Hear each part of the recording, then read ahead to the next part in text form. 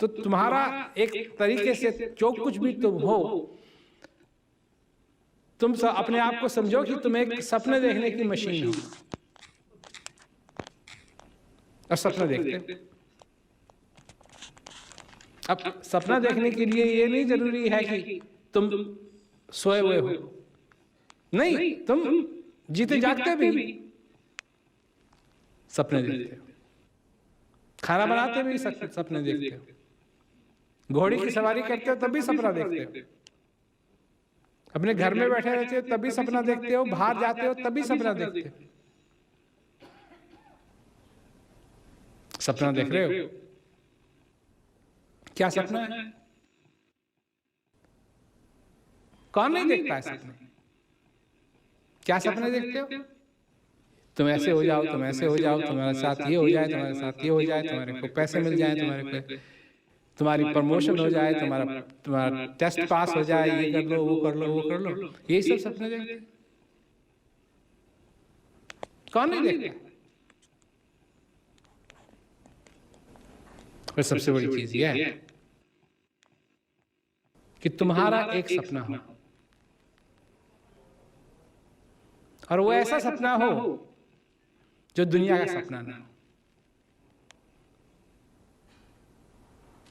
जो तुम्हारा, सिर्फ तुम्हारा, सिर्फ तुम्हारा। वो एक सपना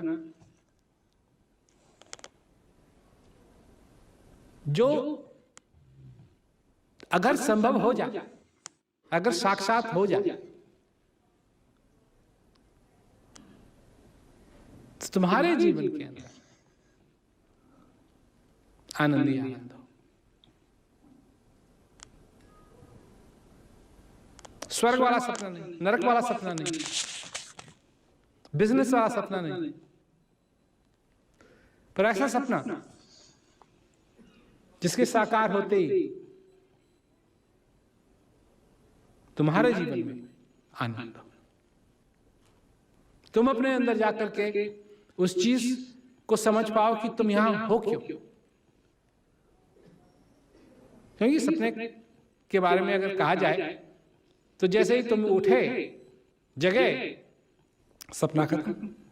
अगर उस तरीके से देखा जाए तो एक दिन जो भी सपना तुम देखते हो, कोई भी हो इस संसार के अंदर, बड़ा से बड़ा संत हो, महंत हो,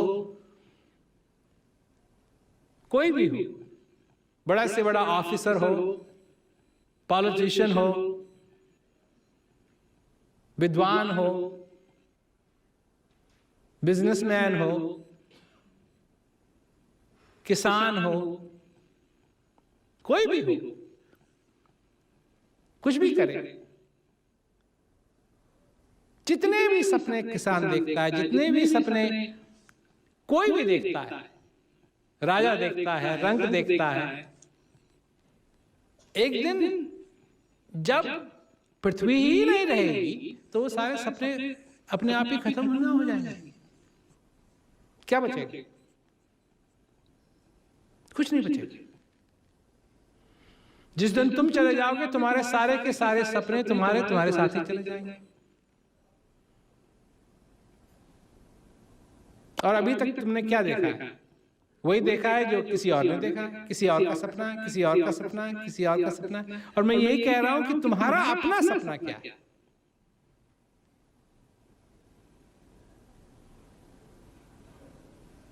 और जब तक तुम उसको नहीं समझोगे कि जो तुम्हारा अपना सपना है, पैसे का नहीं, विद्वानता का नहीं, चीजों का नहीं, पर अपने जीवन का जो सपना है, तब तक तुम समझ नहीं पाओगे कि ये सपने क्या है।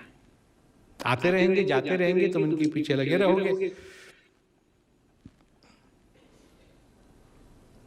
सपने